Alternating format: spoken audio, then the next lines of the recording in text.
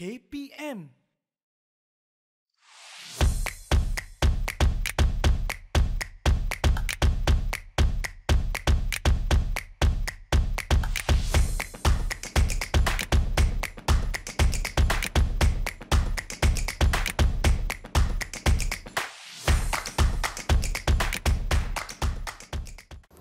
Assalamualaikum, salam sejahtera penonton didik TV KPM. Anda sedang menonton Bina Upaya Guru bersama saya hos anda hari ini Nisa K. Diharapkan penonton semua sihat sejahtera. Baiklah, anda sedang menonton sebuah program yang mana kita nak melihat hala tuju laluan kerjaya seseorang guru tersebut, sama ada mereka ini guru-guru di bilik darjah ataupun mereka yang menjadi para pensyarah atau yang terlibat di bahagian pentadbiran. Baiklah, untuk episod kali ini tajuk kita mentor berinspirasi, protege beraksi. Wah, satu tajuk yang saya kira agak menarik dan ramai penonton didik TV yang berkata kepada saya baru tahu wujudnya Sekolah Seni Malaysia.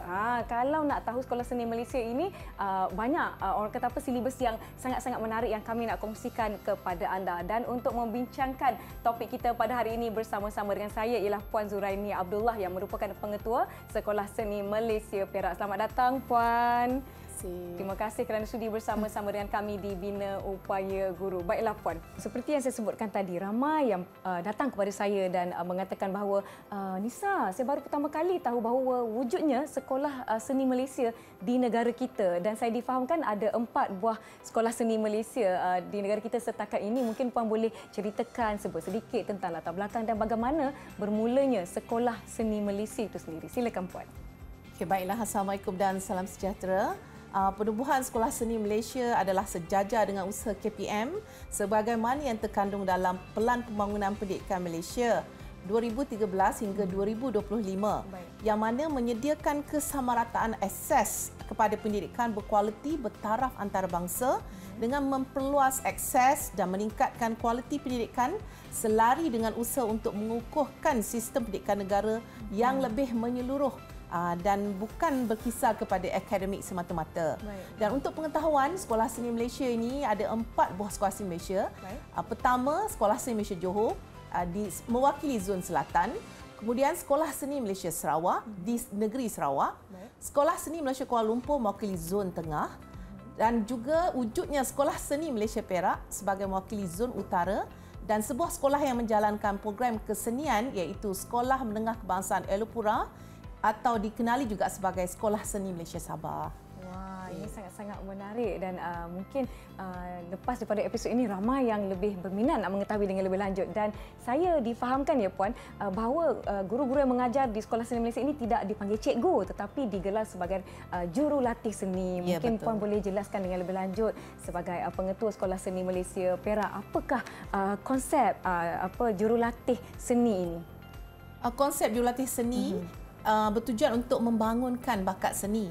Dan di kementerian memang mereka dikenali sebagai jawatan jurulatih dan sangat pentinglah dalam melahirkan generasi seniman pelapis kebangsaan yang berkualiti dan berdaya saing. Kerana kementerian sebenarnya perlu menyumbangkan lapisan seniman yang berkualiti menerusi program pembangunan yang telah dirangka di peringkat sekolah setiap tahun.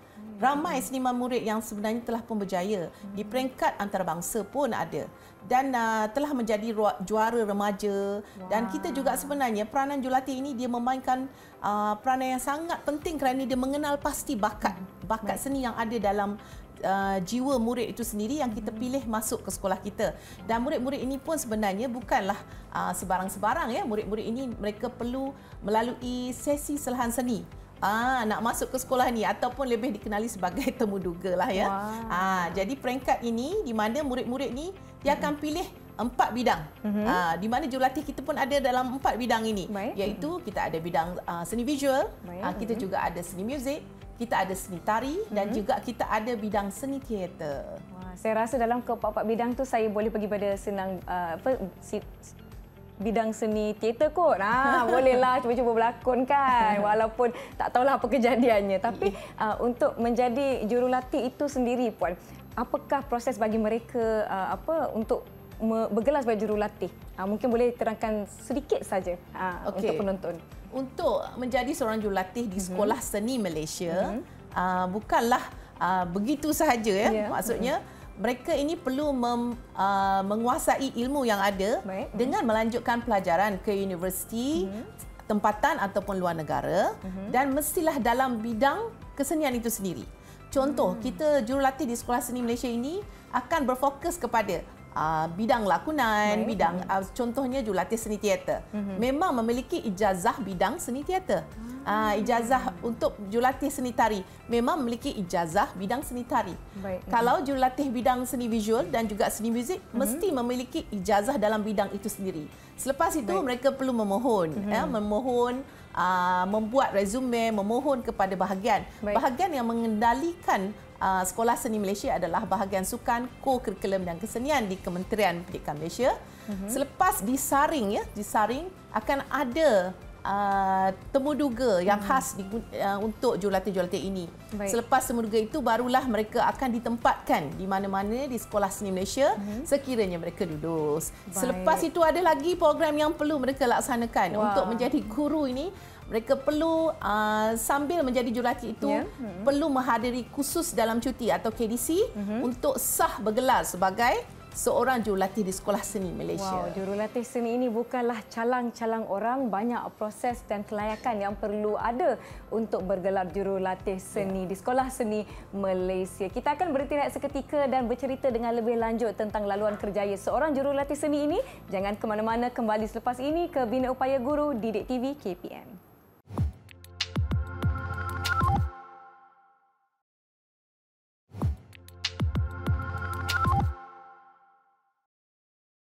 Terima kasih para penonton masih setia bersama kami di Bina Upaya Guru di saluran Didik TV KPM. Masih bersama saya Nisa K dan Puan Zuraini dari Sekolah Seni Malaysia Perak membincangkan laluan kerjaya seorang jurulatih seni di Sekolah Seni Malaysia. Baiklah Puan, saya nak tahu apakah antara peranan dan fungsi utama seorang jurulatih seni di Sekolah Seni Malaysia kepada murid-murid yang berada di sekolah seni. Peranan jurulatih ini sebenarnya sangat besar. Tanpa jurulatih, Sekolah Seni Malaysia tidak boleh wujud sendiri. Itu yang paling jelas dan nyata. Kerana jurulatih ini, mereka datang dengan bakat yang khas. Bakat yang dimiliki ini tidak dimiliki oleh guru-guru bidang akademik yang lain. Oleh itu, bila kita hendak menubuhkan Sekolah Seni Malaysia, memang wajib ada jurulatih dalam bidang kepakaran masing-masing. Dan oleh itu, jurulatih ini sebenarnya berperanan. Tugas mereka seperti seorang guru sebenarnya, iaitu mereka perlu mengendalikan aktiviti PDPC, pengajaran pembelajaran dalam kelas bagi mata pelajaran kesenian di Sekolah Seni Malaysia. Dan mereka ini akan mencukil bakat-bakat murid yang telah kita pilih untuk sesi sains seni. Maksudnya bila mereka dah masuk ke tingkatan 1 di Sekolah Seni Malaysia, kita kena kenal pasti bakat mereka.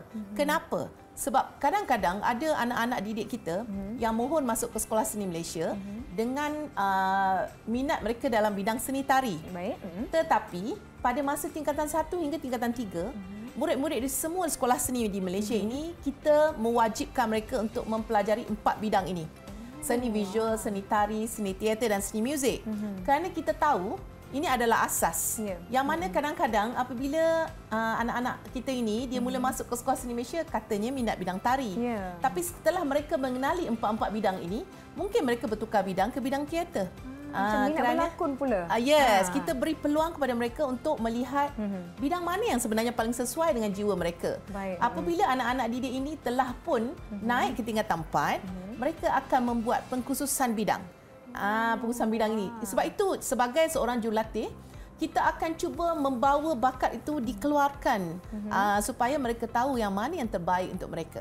Ini sangat-sangat menarik sebab saya pasti ramai di luar sana yang pada asalnya sebenarnya saya minat menyanyi, saya minat itu sebenarnya ini, tapi bila betul-betul belajar dan mendalami keempat-empat bidang, mereka menjumpai sebenarnya minat diorang di mana. Betul tak Puan? Ya, betul. Dan dari situ, apabila kita telah pun mengenal pasti minat murid ini, kita akan cipta program latihan seni. Kalau kami di Sekolah Seni Malaysia Perak, setiap tahun sekolah kami akan adakan malam gala yang kami kenali sebagai Malam Gala Sinaran Bintang. Dan kami baru saja melaksanakannya 2 dan 3 Disember baru saja dilaksanakan di Sekolah Seni Malaysia Perak. Kerana tujuannya adalah untuk kita mengetengahkan bakat murid itu dan kita mahu murid itu tahu bahawa sebenarnya ini latihan yang telah dilaksanakan itu dan dapat kita tafsirkan kemampuan mereka. Daripada kemampuan itulah mereka sendiri dapat membuat pilihan yang mana satu yang mereka minat sebenarnya. Betul. Dan ini kita perlukan, kita laksanakan demi untuk analisis keperluan kesenian itu sendiri. Betul. Dan kita laksanakan program yang kita rangkakan dan sebagai seorang jurulatih kita akan bawa keluar bakat yang ada itu, diketengahkan kepada masyarakat dan dari situ murid-murid ini sebenarnya kita telah membuat satu laluan kepada mereka untuk memilih bidang yang mereka minati dan juga mungkin telah memilih laluan kerjaya masa depan mereka. Betul, saya setuju. Tapi berbalik kepada jurulatih seni, kita ada 4 bidang yang utama iaitu teater, seni tari, seni muzik dan juga seni visual. Mungkin Puan boleh kembangkan lagi keempat-empat ataupun jenis-jenis bidang jurulatih seni ini, Puan. Okey, jurulatih seni ini sebenarnya kalau kita lihat dia ada 4 bidang. Tapi contoh macam bidang seni teater itu sendiri ada bidangnya yang lain. Baik. Di bawah subjek yang diajar di Sekolah Seni Malaysia adalah kalau bidang seni teater contohnya kita ada bidang lakonan, scenografi. Scenografi kita menyediakan rekaan pentas dan sebagainya. Selepas itu kita juga ada bidang penulisan skrip dan kita juga ada produksi seni persembahan. Subjek wajib untuk semua subjek bidang tari, teater dan muzik di mana kita kenali sebagai seni persembahan. Mereka ini belajar bagaimana untuk mengendalikan produksi seni persembahan di masa akan datanglah. Jadi mungkin selepas dia keluar daripada sekolah, mereka ini sebenarnya telah bersedia untuk memiliki produksi sendiri. Tidak mustahil ya. Okey, seni tari pula ada 4 bidang, 4 subjek iaitu bidang tarian, bidang apresiasi tari, bidang koreografi tari dan juga subjek produksi seni persembahan. Dan seni muzik ada subjek alat muzik utama, okey, kemudian ada oral dan teori muzik, juga muzik komputer. Muzik komputer di sekolah seni. Mengikut teknologi semasa. Mengikut teknologi semasa. Dan juga subjek produksi seni persembahan. Kalau bidang seni visual lagi banyak. Kita dapat lihat dalam bidang seni visual ada sejarah dan pengurusan seni. Ada lukisan ya. Ada subjek reka bentuk industri. Ada reka bentuk craft. Ada multimedia kreatif. Ada seni halus 2D, ada seni halus 3D. Okey, dan kita ada juga visual komunikasi. Jadi subjeknya banyak dan kemahiran orang seni ini bukanlah belajar teater semua pandai 4 bidang. Jadi maksudnya jurulatih yang diperlukan di sekolah seni ini banyak mengikut kepakaran masing-masing. Kerana itulah bila mereka hendak masuk ke Sekolah Seni Malaysia perlu ada temuduga. Kerana kita hendak mengetahui yang mana satu kepakaran beliau, mana satu kepakaran seorang jurulatih itu. Baik, kita nak melihat mereka yang betul-betul boleh membawa murid-murid ini, memandu mereka ke arah yang lebih spesifik, yang betul-betul kena dengan jiwa mereka, betul tak Puan? Contohnya tadi Puan ada sebutkan mereka masuk dengan mungkin mata dan jiwa mereka dah target saya nak pergi kepada bidang seni teater, tapi bila pergi berlakon-berlakon tak bolehlah, saya sukalah buat rekaan seni pentas. Mungkin ada bakat yang dicungkil daripada situ kan Puan? Ya, itu jurulatih sebenarnya sangat memainkan peranan untuk mewujudkan rasa minat dan membuka minda murid-murid kita. Sebab itu kami di Sekolah Seni Malaysia Perak sendiri tahun 2017 murid baru tingkatan 2, 14 tahun. Dan dengan beraninya kita membawa anak-anak didik kita ke Spanyol, Spain, ke Costa Brava, satu tempat yang mungkin kita tak akan pergi kalau untuk berjalan-jalan. Kami masuk pertandingan di International Monolith Festival dan kami juara di sana. Dan ini terbuka di mana pertandingan ini melibatkan orang yang lebih dewasa daripada murid-murid itu sendiri dan kita yang umur 14 tahun ini yang menang sebenarnya. Jadi itulah kita kata peranan jurulatih itu sendiri ya, di mana mereka yang mendidik dan menghasilkan kualiti untuk anak-anak didik kita ini. Saya sangat-sangat teruja mendengarkan pencapaian antarabangsa adik-adik. Saya kira adik-adik lah walaupun saya muda lagi. Wah, masih kita nak mengaku umur kan. Adik-adik berumur 14 tahun ini mampu mengharumkan nama sekolah, nama negara ke pertandingan yang mana bertanding dengan orang-orang yang jauh lebih dewasa, mungkin pengalamannya jauh lebih besar, tapi satu perkara yang sangat-sangat dipuji dan mungkin ramai selepas ini yang saya sebutkan di awal tadi, berminat nak mengetahui dengan lebih lanjut tentang Sekolah Seni Malaysia. Kita akan berbicara dengan lebih lanjut tentang kerjaya jurulatih seni Sekolah Seni Malaysia ini selepas ini. Yang di rumah jangan ke mana-mana, kita nak rehat seketika. Jumpa lagi selepas ini di saluran Didik TV KPM.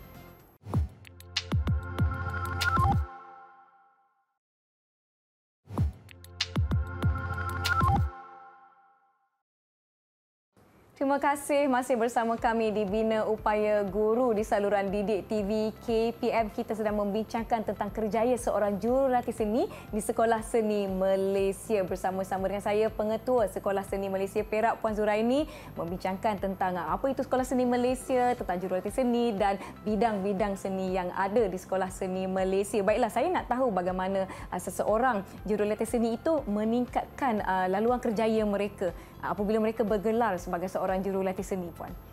Okey, apabila mereka bergelar jurulatih seni di sekolah seni, sebenarnya mereka akan masuk dengan jawatan sebagai DG41. Baik.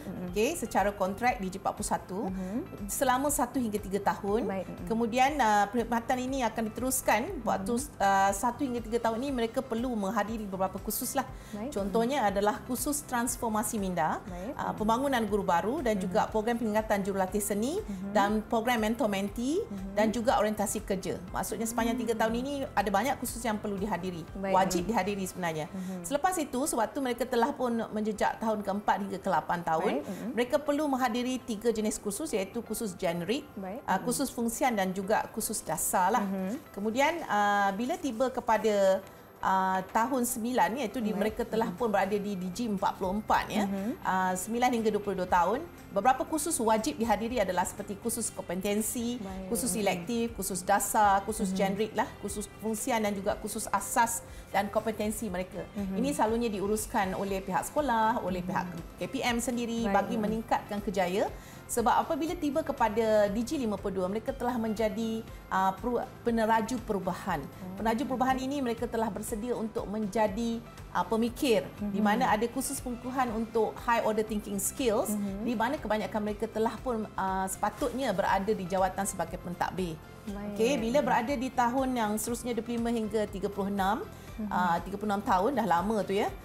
Tahun itu selalunya sudah berada di tahap DG52 dan mereka perlu menghadiri beberapa kursus lain, contohnya kursus kejurulatihan lah. Dan apabila mereka telah tiba kepada DG54, mereka ini telah sepatutnya menjadi pemikir strategik, di mana telah menjadi seperti contoh ya, di mana mungkin mereka perlu menghadiri ceramah, seminar, simposium, di mana pada tahap ini mereka perlu sebenarnya telah pun menjadi pentadbir-pentadbir di peringkat atasan. Dan itu rangkanya lah pada dasarnya untuk mereka menjadi jurulatih. Dan pada waktu yang telah di hujung DG54 ini, mereka sepatutnya telah melebarkan sayap mereka ke peringkat antarabangsa. Menghadiri simposium ya, menjadi contoh kepada negara-negara luar, mungkin mengadakan usaha sama dengan negara-negara luar lah. Itu yang kita harapkanlah kepada jurulatih kita. Ya, dan apabila ke negara-negara luar mungkin boleh menyerap idea-idea baru, bawa kepada sekolah, bawa kepada murid-murid untuk menjadikan murid-murid ini lebih baik. Segala orang kata apa yang saya dengar tadi, khusus-khusus peningkatan kualiti diri seseorang jurulatih seni itu adalah untuk disalurkan kembali kepada murid-murid di sekolah. Betul tak, Puan? Betul. Baiklah, untuk menjadi seorang jurulatih seni ini tadi kita ada sebutkan apakah antara kriteria asas, tapi mungkinkah ada peluang bagi mereka yang selama ini tidak ada orang kata apa ijazah ataupun sijil khusus untuk bidang itu menjadi jurulatih seni, ataupun wajib ada orang kata apa sijil ataupun ijazah yang daripada universiti-universiti yang tertentu? Sebenarnya untuk menjadi jurulatih seni, sebagaimana yang kita tahu tadi, sebab mereka ini boleh dikatakan pakar. Dan memang kementerian pun sebenarnya sedang berusaha untuk membuat laluan pakar bidang kepada mereka, laluan pakar bidang kecemerlangan. Jadi oleh itu memang wajiblah kepada jurulatih seni ini, bila nak memohon mesti pastikan ada ijazah dalam bidang kesenian, dan kepakaran itu mesti bersesuaian dengan apa yang ditawarkan di Sekolah Seni Malaysia. Kalau tidak ada kepakaran itu, mungkin boleh menghadiri mana-mana kursus seperti yang diusahakan oleh JKKN ya, supaya mereka mendapat pengiktirafan sebagai jurulatih kebangsaan. Dan insya-Allah kalau memohon, mungkin jika ada rezeki dapat juga diterima, ditawarkan jawatan jurulatih di Sekolah Seni Malaysia. Baik, selama Sekolah Seni Malaysia ini beroperasi selama 1 tahun itu, berapa kali permohonan dibuka ataupun ianya dibuka sepanjang tahun? Untuk buat masa ini sebenarnya memang dibuka sepanjang tahun. Cuma temuduganya sahaja yang dijalankan mengikut keperluan. Baik, sebagai seorang pengetua Sekolah Seni Malaysia Perak, apakah harapan Puan untuk Sekolah Seni Malaysia Perak maupun Sekolah Seni Malaysia yang ada di seluruh negara? Secara ringkasnya Puan, silakan. Sekolah Seni Malaysia ini adalah terutamanya khasnya untuk Sekolah Seni Malaysia Perak lah. Merupakan sekolah seni yang sesuai dan relevan dalam sistem pendidikan Malaysia. Sebenarnya sekolah-sekolah ini membuka peluang kepada anak-anak murid kita untuk menimba ilmu baru dan menjadikan peluang kerjaya masa depan. Kerana pada masa kini, kalau kita lihat kerjaya ini sebenarnya kalau kita murid-murid kita ni boleh mencipta kerjaya sendiri. Betul. Yang boleh dilakukan lah. Harapan saya semoga Sekolah Seni Malaysia ini sentiasa relevan dalam arus pendidikan pada hari ini dan menjadi pilihan ibu bapa untuk menghantar anak-anak mereka belajar di Sekolah Seni Malaysia. Baiklah, juga kepada mereka mungkin sekarang ini yang sedang mengambil kursus-kursus ataupun jurusan-jurusan berkaitan dengan seni persembahan dan sebagainya. Mungkin selepas ini anda tahu dah waktu nak memohon kerja nanti mungkin boleh pergi kepada Sekolah Seni Malaysia. Baiklah, saya ucapkan terima kasih kepada Puan Zuraini binti Abdullah yang merupakan Pengetua Sekolah Seni Malaysia Perak sudi bersama-sama Bina Upaya Guru hari ini membincangkan tentang topik mentor. Apa tadi? Saya nampak dah mentor berinspirasi, protege beraksi. Maaf ya, tajuk saya kecil sikit. Susah sikit nak nampak. Baiklah Puan, terima kasih kerana bersama-sama dengan kami. Saya Nisa K. Semoga kita bertemu lagi. Assalamualaikum. Bye.